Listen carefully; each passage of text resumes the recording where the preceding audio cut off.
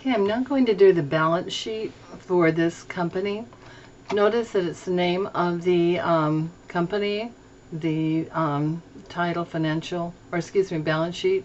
And notice the date is different here. For the statement of owner's equity, it was for the entire month. But for this one, it's just the date on the last day of the fiscal period, in this case, the month of July. So let's focus on this now. This is the last one that we have to do. And we had to do the income statement in order to produce the statement of owner's equity. We have to do the statement of owner's equity in order to produce the balance sheet.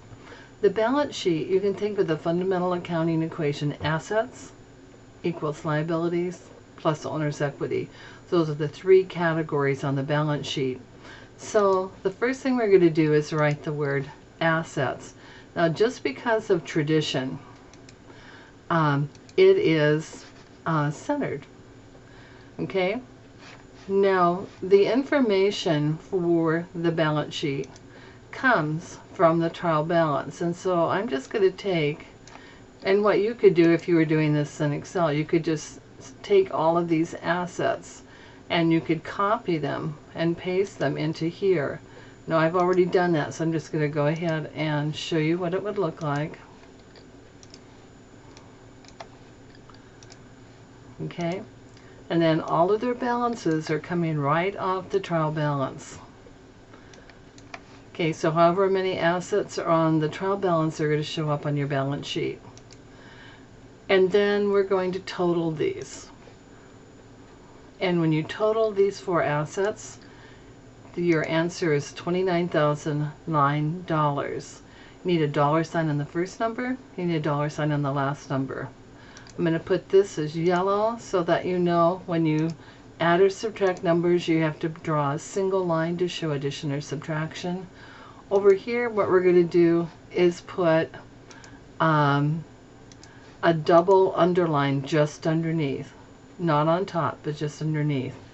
Now, out of tradition, we leave a blank line between the sections. This is the only financial statement where you leave blank lines. So we're going to leave a blank line, and then we're going to write the word liabilities, centered.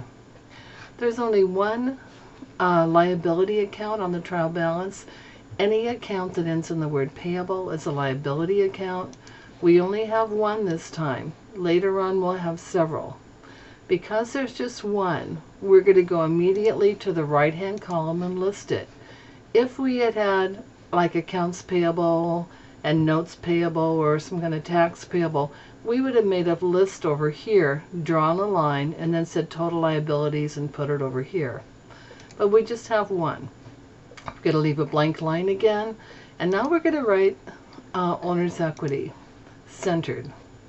Now the name of the capital account goes next without a date, so it's just K. Rossi, comma, capital.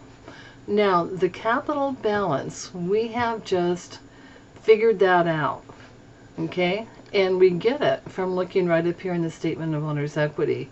So this number here is what's going to go down here, okay? So this is the assets.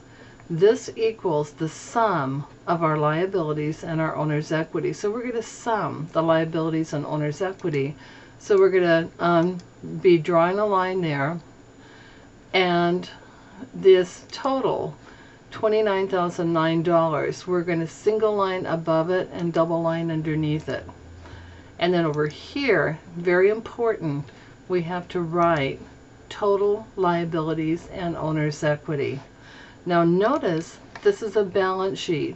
The assets, $29,009, balances with the total of the liability and owner's equity. And this concludes the balance sheet.